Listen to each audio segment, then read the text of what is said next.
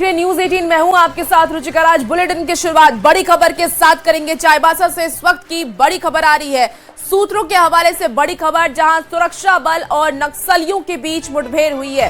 आपको बता दें कि जराईकेला किरीबुरू थाना क्षेत्र में यह मुठभेड़ हुई है। वरीय अधिकारियों ने अब तक पुष्टि नहीं की। 3 नक्सलियों के मारे जाने की सूचना मिली है। सूत्रों के हवाले से यह बड़ी खबर सामने आ रही है। सारंडा जंगल में हुई मुठभेड़, तो बड़ी खबर सूत्रों के हवाले से आ रही है, जहां सुरक्षा बल और नक्सलियों के बीच मुठभेड़ हुई। जराईकेला किरीबुरू थाना क्षेत्र में यह मुठभेड़ हुई है। ज्यादा जानकारी के साथ न्यूज 18 संवाददाता ओम प्रकाश हमारे साथ जुड़ गए हैं। ओम प्रकाश, नक्सलियों और अधिकारियों के बीच मुठभेड़ हुई है। वरीय अधिकारियों ने अब तक इस बात की पुष्टि नहीं की, लेकिन 3 नक्सली मारे जाने की सूचना है। क्या कुछ और अपडेट आपके पास? जी, बता दें कि मुठभेड़ की जो जानकारी है उसे साझा जरूर किया गया है और ये भी बताया जा रहा है पुलिस के वरीय अधिकारियों के माध्यम से ही कि मुठभेड़ अभी भी जारी है। जो जंगल का क्षेत्र है, सारंडा जंगल के क्षेत्र में ये मुठभेड़ जो है वो जारी है और अनल दा और पतिराम मांझी सहित तमाम जो नक्सलियों का जत्था है वो इसी इलाके में मौजूद है और ये झारखंड में नक्सलियों का आखिरी गढ़ है।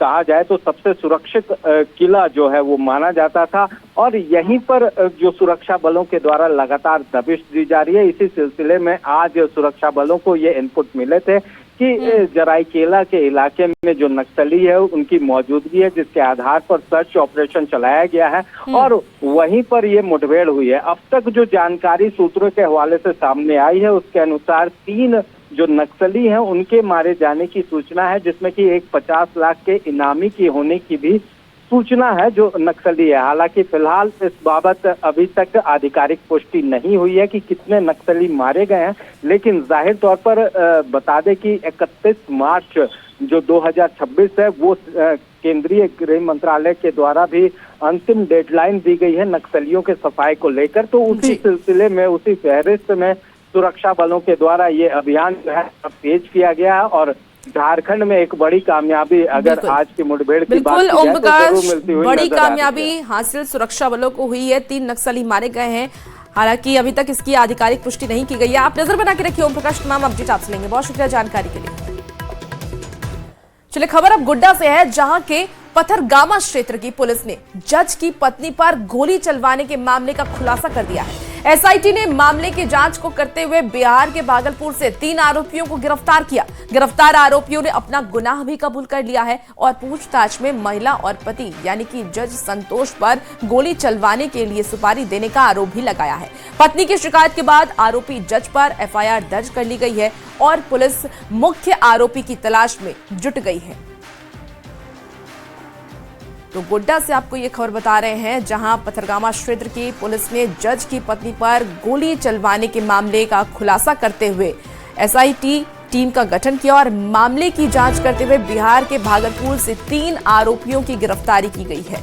गिरफ्तार आरोपियों ने बताया है कि उसके पति ने ही सुपारी दी थी पत्नी को मरवाने की। हालांकि इन दोनों का विवाद चल रहा था पहले से और इसी विवाद की वजह से पति ने पत्नी को मरवाने के लिए सुपारी दी। बिहार के भागलपुर से 3 आरोपियों की गिरफ्तारी हो गई है और आरोपी पति जज पर भी एफआईआर दर्ज कर लिया गया है। 17 जनवरी को महिला पर गोली चलवाई गई थी और उसी वक्त महिला ने यह बताया कि मेरे पति ने ही मुझ पर गोली चलवाई है और इसे लेकर के एफआईआर भी दर्ज करवाई है। हालांकि महिला की स्थिति अभी गंभीर बनी हुई है, उनका अस्पताल में इलाज जारी है। पता चला कि उस महिला का अपने पति जो बिहार में मजिस्ट्रेट हैं उनके साथ तलाक और मेंटेनेंस का केस यहाँ गोड्डा न्यायालय में चल रहा है। उसी केस में वो उस दिन आई हुई थी और वो वापस लौटी थी, जिसके लौटने के क्रम ये घटना घटित हुई है। इसमें जो एसआई टीम के द्वारा इन्वेस्टिगेशन करके और जो छापेमारी किया गया है, इसमें 3 व्यक्ति की गिरफ्तारी हुई है। आज से 2 दिन पहले एक महिला पर चली गोली कांड का खुलासा हो गया है। बताया जा रहा है कि पथरगामा के गांधीग्राम में ये गोली चली थी। शाम के करीब 6:30-7 बजे का वो मामला था। उसके बाद महिला को घायल अवस्था में सदर अस्पताल लाया गया था।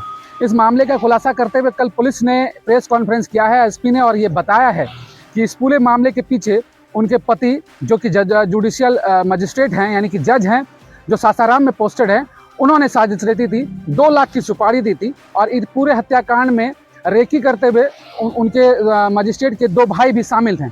और साथ ही साथ सीसीटीवी जब पुलिस ने खंगाला है तो उसमें कुछ संदिग्ध लोग वहां पर दिखे। उसके बाद जब उनकी पहचान कर गिरफ्तारी की गई तो पूछताछ में पूरा मामला का खुलासा हुआ। पता चला कि जज के ऊपर भी एफआईआर दर्ज हो चुका है। फिलहाल इस मामले में उनके भाई के साथ 4 लोगों की गिरफ्तारी हो चुकी है और जो हत्या में शामिल लोग थे उनकी गिरफ्तारी के लिए भी लगातार पुलिस छापेमारी कर रही है। फिलहाल देखना यह दिलचस्प होगा कि जो जुडिशियल जज है उन पर पुलिस कब तक शिकंजा कस पाएगी। अमित सिंह, न्यूज़ 18, गोड्डा। तो सोचिए, जज ने ही पत्नी की सुपारी दे दी। हालांकि दोनों के बीच तलाक को लेकर के केस अभी भी चल रहा है। 17 जनवरी को जज की पत्नी पर गोली चलाई गई। आपको बता दें कि गोड्डा में जज की पत्नी वंदना पर गोली चलाई गई और उसके बाद ही वंदना ने यह आरोप अपने पति पर लगाया कि पति ने ही गोली चलवाई है।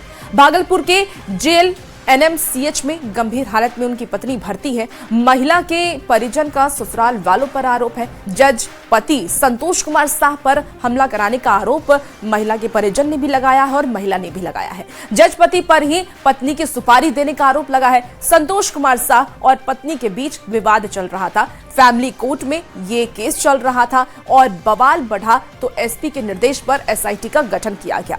एसआईटी ने 3 आरोपी को गिरफ्तार किया है भागलपुर से, जिसमें कि जज के भाई भी आरोपी बताए जा रहे हैं। जज पर पत्नी की सुपारी देने का आरोप है। पत्नी की शिकायत पर जज पर एफआईआर दर्ज कर लिया गया है।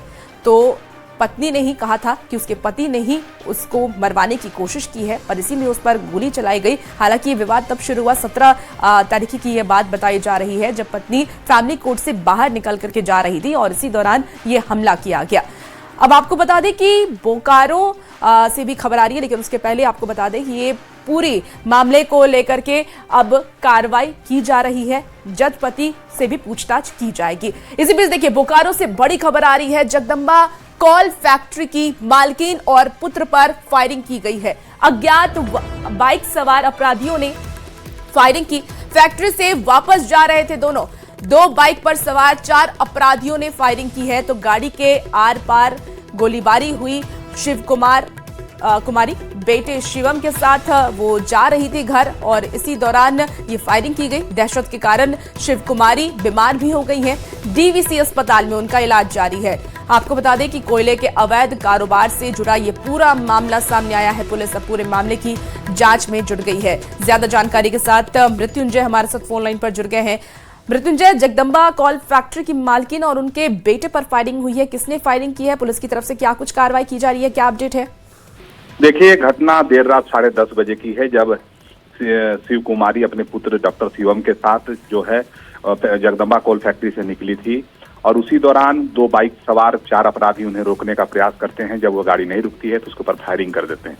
हालांकि यह जो गोली है वो पिछले हिस्से में लगी, उसीलिए इन लोगों को कुछ नहीं हुआ। लेकिन जिस प्रकार से यह इलाका जो पेक नारायणपुर का है वो नक्सलियों के लिए जाना जाता था, लेकिन अब अपराधी भी अपना वर्चस्व कर रहे हैं। और हम आपको बताते चले कि पूरा इलाका जो है अभी कोल तस्करी के लिए काफी चर्चित हो चुका है। तो ऐसे में कोल फैक्ट्री की मालकिन है, हो सकता है कि यह मामला अवैध कोयले से जुड़ा हो सकता है। पुलिस फिलहाल मामले की जांच कर रही है, लेकिन पुलिस अभी कुछ भी बताने से इनकार कर रही है। मृत्युंजय, ये कोई पहली घटना नहीं, इसके पहले भी व्यवसायियों को निशाना बनाया गया और एक बार फिर से व्यवसायी को निशाना बनाया गया। आखिर इस पर कार्रवाई कब की जाएगी? पुलिस की तरफ से क्या कुछ सुरक्षा व्यवसायियों को मुहैया कराई जा रही है? देखिए, जिस प्रकार से घटना हुई है, जिस प्रकार से जो मालकिन है उसके पुत्र हैं वो बोकारो थर्मल थाना में आकर इसकी जानकारी देते हैं, तो हम कह सकते हैं कि ये घटना जो है वर्चस्व को लेकर हो सकती है। पुलिस को ये देखना है कि पुलिस किस प्रकार से इस मामले की जांच करती है। ठीक है, क्योंकि पुलिस ठीक है मृत्युंजय, आप नजर बना के रखिए, अपडेट आप सुनेंगे। बहुत शुक्रिया जानकारी के लिए। चतरा से भी इस बीच बड़ी खबर आ रही है। लापता मुन्नी का अब तक कोई सुराग नहीं मिला है। पुलिस लगातार सर्च अभियान चला रही है, लेकिन अब तक कोई सुराग नहीं मिल पाया है। पुलिस जगह जगह पोस्टर भी चिपका रही है, माइकिंग के जरिए मुन्नी की तलाश में जुटी हुई है। मुन्नी ने इनाम की राशि भी बढ़ाई गई है कि अगर कोई मुन्नी को ढूंढता है तो उसे 50,000 रुपए दी जाएगी। मुन्नी का पता बताने वाले को भी इनाम दिया जाएगा। गिद्धौर थाना क्षेत्र से मुन्नी गायब हुई है और अब तक मुन्नी का कोई सुराग नहीं मिला है। ज्यादा जानकारी के साथ न्यूज़ 18 संवाददाता सुशांत सोनी हमारे साथ इस वक्त सीधे जुड़ गए हैं। सुशांत, मुन्नी अब तक नहीं मिल पाई है, लगातार पुलिस ढूंढ रही है, 50,000 का इनाम भी घोषित किया गया है। क्या कुछ जानकारी है परिजनों की तरफ से, क्या कुछ कहा जा रहा है? देखिए, अगर सर्च अभियान की बात कर ले तो मुन्नी काफी दिनों से लापता है। जहां एक तरफ परिजन जो है वो खोजबीन में लगे हुए हैं, तो वहीं दूसरी तरफ अगर चतरा पुलिस की बात कर ले तो चतरा एसपी के जो नेतृत्व में विशेष टीम का भी गठन किया गया है। वो टीम जो है वो लगातार सर्च अभियान चला रही है। पिछले दिन की बात करें तो जहां 20,000 रुपए जो है इनाम की राशि रखी गई थी, तो वहां जो इनाम की राशि में भी बढ़ोतरी करते हुए 50,000 रुपए रखा गया है। अब जो मुन्नी को खोज कर सामने लाएगा या उसके बारे में जानकारी देगा तो उसे 50,000 रुपए राशि जो है वो इनाम के तौर पर दी जाएगी। लेकिन फिलहाल की बात कर ले तो मुन्नी का जो है कुछ भी पता नहीं चल पाया है। दूसरी तरफ जो है परिजन परेशान है और लगातार जो है पुलिस सर्च अभियान चला रही है। जी सुशांत, आप हमारे साथ बने रहिए। इसी बीच एक और खबर का रुख कर लेते हैं। हजारीबाग से इस बीच बड़ी खबर आ रही है, जहां नाबालिग से दुष्कर्म मामले की जांच तेज हो गई है। आरोपी को पुलिस ने हिरासत में लिया है। 1.5 साल की बच्ची से दुष्कर्म का आरोप है। परिजनों ने कड़ी कार्रवाई की मांग भी की है। घटना के बाद लोगों में आक्रोश है, लोग आक्रोशित नजर आ रहे हैं। शेख बिगारी मेडिकल कॉलेज में बच्ची का इलाज जारी है। बता दें आपको कि बरही थाना क्षेत्र का ये पूरा मामला सामने आया है। सुशांत हमारे साथ जुड़े हुए हैं। सुशांत, नाबालिग से दुष्कर्म मामला को लेकर के जांच तेज कर दी गई है। आरोपी से पुलिस हिरासत में पूछताछ चल रही है, क्या जानकारी है? जी, आपको बता दें कि ये जो घटना है कल करीब 6 बजे की शाम बताई जा रही है और बताया जाता है कि जो एक 1.5 वर्षीय मासूम बच्ची है उसके साथ जो है वो घिनौना हरकत किया गया है, यानी दुष्कर्म जैसी घटना को अंजाम दिया गया। हालांकि इसका जो आरोप है वो एक नाबालिग बच्चे पर ही लगा है और उस नाबालिग बच्चे को बरही पुलिस ने हिरासत में लेकर जो है वो पूछताछ कर रही है। लेकिन दूसरी तरफ बात करें तो इस तरीके से जो अपराध हुई है, इस ऐसी घिनौने हरकत को लेकर जो है क्षेत्र में लोगों के बीच आक्रोश है। कई तरह के लोग जो है वो कमेंट कर रहे। लगातार लोगों की मांग ये है कि दोषी पर जो है कड़ी कार्रवाई की जाए। बता दें कि यह जो क्षेत्र का जो एक काफी बड़ा एक मुद्दा बन चुका है। जी, आज जो नाबालिग जिसने रेप किया है, परिवारजनों ने बताया है वो कैसे जानता था 1.5 साल की बच्ची को, या क्या कोई संबंध था? देखिए, दोनों जो या फिर हम कह ले जो बच्ची है या फिर जो इस घटना को अंजाम देने वाला जो आरोपी है, एक ही मोहल्ले में रहते थे। और बता दें कि बच्ची को खिलाने के बहाने जो है वो आरोपी अपने साथ लेते जाता है। जब कुछ देर के बाद लाता है, बच्ची जो है वो रोने लगती है। रोने के बाद जो स्थिति उसकी गंभीर बताई जाती है। उसके बाद इसकी पता चलता है परिजनों को और परिजन हॉस्पिटल लेते जाते हैं। ठीक है सुशांत, आप नजर बना के रखिए, अपडेट लेंगे। बहुत शुक्रिया जानकारी के लिए। और देखिए, गिरिडीह से इस बीच बड़ी खबर आ रही है। मुख्यमंत्री गाड़ी ग्राम में छात्रा से बदसलूकी की गई है। आपको बता दें कि कंडक्टर पर छात्राओं से बदसलूकी का आरोप लगा है। जबरन किराया मांगने का आरोप लगाया गया है। तो बीए की छात्र परीक्षा देने के लिए ये छात्राएं जा रही थी। 2 छात्राएं, जब ये आरोप लगाया गया और वो वीडियो भी आपको दिखा रहे हैं। घटना का वीडियो सोशल मीडिया पर अब वायरल हो रहा है। डीसी ने ग्राम गाड़ी को भी जब्त कर लिया है और आरोपी के खिलाफ सख्त कार्रवाई के निर्देश दिए हैं।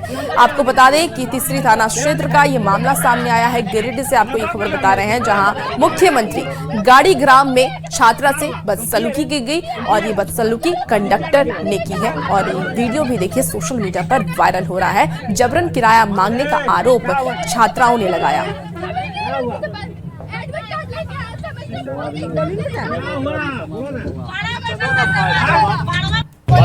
ये मुख्यमंत्री का बस है और ये हम लोग से कंडक्टर है। हम लोग सेमेस्टर 4 का एग्जाम देने जा रहे हैं और ये हम लोग से पैसा ले रहा है और ये हम लोग से बहस कर रहा है। धमकी देवर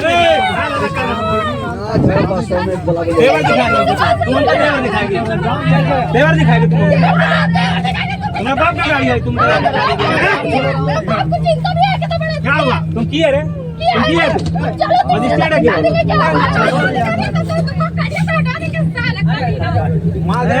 क्या हुआ?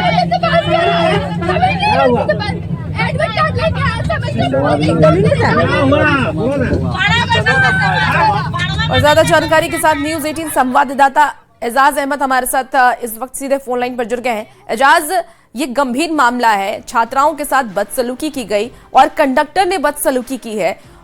बात ये है कि जो ये गाड़ी है, जिस बस में ये लोग सवार हैं, वो भी सरकारी बस है। क्या कुछ कार्रवाई पुलिस की तरफ से की जा रही है, क्योंकि अब ये वीडियो भी सोशल मीडिया पर वायरल है?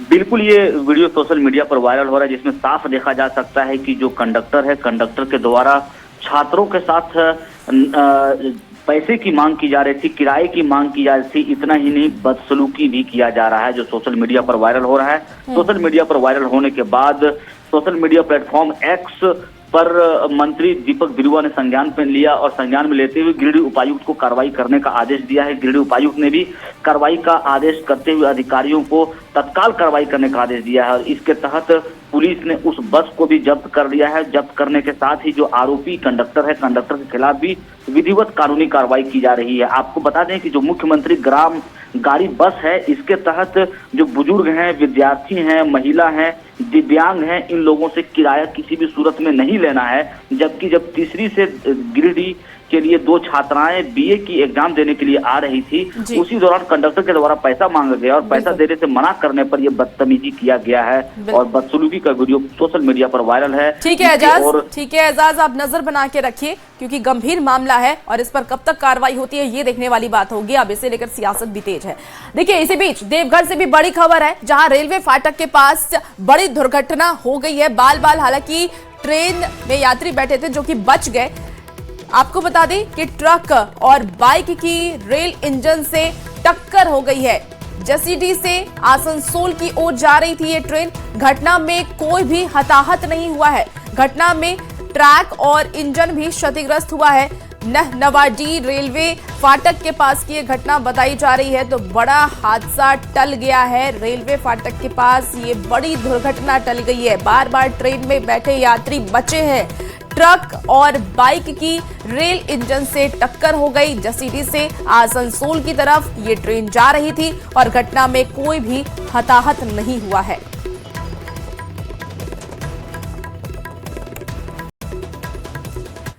चाईबासा से खबर सामने आ रही है, जहां रांची लौटी स्वास्थ्य विभाग की टीम एसीएस को रिपोर्ट सौंपेगी अब जांच टीम। और एक बार फिर से टीम आ सकती है चाईबासा। तो एक ही परिवार के 3 सदस्य पाए गए हैं पॉजिटिव। इस वक्त की आपको ये बड़ी खबर बता रहे हैं चाईबासा से, जहां स्वास्थ्य विभाग की टीम रांची लौट गई है। एसीएस को रिपोर्ट अब टीम सौंपने वाली है। एचआईवी संक्रमित मामले को लेकर के लगातार सियासत भी हो रही है कि एचआईवी संक्रमित खून चढ़ाया गया और उसके बाद 3 लोग इससे संक्रमित हो गए और इसे लेकर के स्वास्थ्य विभाग में भी हड़कंप मचा हुआ है। हालांकि स्वास्थ्य विभाग की टीम अब रांची लौट गई है। एसीएस को रिपोर्ट सौंपी जाएगी और एक बार फिर से टीम चाईबासा आ सकती है। एक ही परिवार के 3 सदस्य एचआईवी पॉजिटिव पाए गए, जिसमें बच्चा भी शामिल है। ज्यादा जानकारी के साथ न्यूज 18 संवाददाता रुपेश प्रधान हमारे साथ जुड़ गए हैं। रुपेश, ये गंभीर मामला था जहां एचआईवी संक्रमित खून चढ़ाने का मामला सामने आया। हालांकि इसको लेकर के स्वास्थ्य विभाग में भी हड़कंप है। एसीएस को रिपोर्ट सौंपने की बात कही जा रही है, क्या और जानकारी है? कब दोबारा आएगी टीम? जी, जो जानकारी मिल रही है आधिकारिक रूप से अस्पताल के अधिकारी ये नहीं बता रहे, लेकिन कल जो टीम रांची से आई थी उनमें से एक सदस्य का कहना था कि और भी टीम यहाँ पर चाईबासा जांच के लिए पहुंचेगी। और आज जो जानकारी मिल रही है कि आज एक टीम जांच के लिए पहुंच सकती है, लेकिन अभी तक इसकी कोई पुष्टि नहीं हुई है। कल जो टीम आई थी उसने करीब 1.5 घंटे तक यहाँ पर 5 बजे से 6:30 बजे तक जांच पड़ताल की। इस दौरान उन्होंने ब्लड बैंक से संबंधित जो कागजात है, रजिस्टर है, उसका भी जांच किया और लेबर रूम के रजिस्टर की भी जांच पड़ताल की। उस टीम ने मीडिया से हालांकि कोई जानकारी साझा नहीं की और उन्होंने साफ इनकार कर दिया। लेकिन civil surgeon doctor Bharti Ming ने बताया कि कई बिंदुओं पर इस टीम ने जांच किया है। 6 सदस्यों की जो टीम पहुंची हुई थी और आगे जो भी दिशा निर्देश मिलेगा, यह टीम एसीएस को विभाग के रिपोर्ट सौंपेगी और आगे विभाग से जो भी दिशा निर्देश मिलेगा उसके आधार पर आगे की कार्रवाई या जांच पड़ताल। आज जिस अस्पताल में ये एचआईवी संक्रमित खून चढ़ाया गया है, उस अस्पताल पर, उस सेंटर पर क्या कुछ कार्रवाई होगी? सदर अस्पताल का ही ये मामला है और सिविल सर्जन के मुताबिक उन्होंने जैसे कल बताया, इस महिला जो महिला के द्वारा आरोप लगाया गया है, जिस परिवार के द्वारा, उस महिला का सिजेरियन ऑपरेशन के दौरान जो ब्लड चढ़ाया गया था उसमें जो डोनर थे, 2 डोनर थे, 2 यूनिट ब्लड चढ़ाया गया था। एक डोनर का भी जांच किया जा चुका है जिसमें निगेटिव रिपोर्ट। बिल्कुल रुपेश, देखना होगा कि अब आगे क्या कुछ कार्रवाई हो रही है। बहुत शुक्रिया जानकारी के लिए।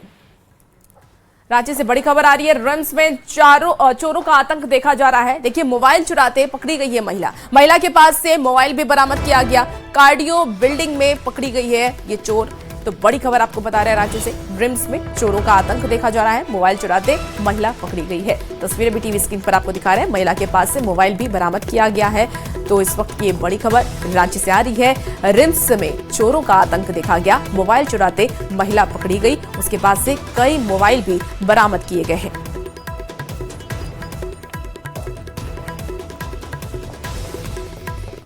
और चाईबासा से देखिए एक और बड़ी खबर आ रही है। जंगली हाथियों का उत्पात अभी भी जारी है। देर रात गांव पहुंचा है दंतैल हाथी। हाथी के हमले से घर की दीवार भी धंस गई है, तो घर के अंदर सोई महिला और बच्चा दबा है। घायलों को इलाज के लिए अस्पताल में भर्ती कराया गया। हाथियों के उत्पात से ग्रामीण परेशान हो चुके हैं। वन विभाग की टीम ने घेराव किया है। मझगांव प्रखंड क्षेत्र का ये मामला सामने आया है। हाथी लगातार उत्पात मचा रहे हैं। चाईबासा से आपको ये खबर बता रहे हैं, जहां एक बार फिर से हाथियों का उत्पात देखने को मिला। देर रात दंतैल हाथी पहुंचा और हाथी के हमले से घर की दीवार धंस गई, जिसमें महिला और बच्चा दब गए हैं। उन्हें अस्पताल में भर्ती कराया गया।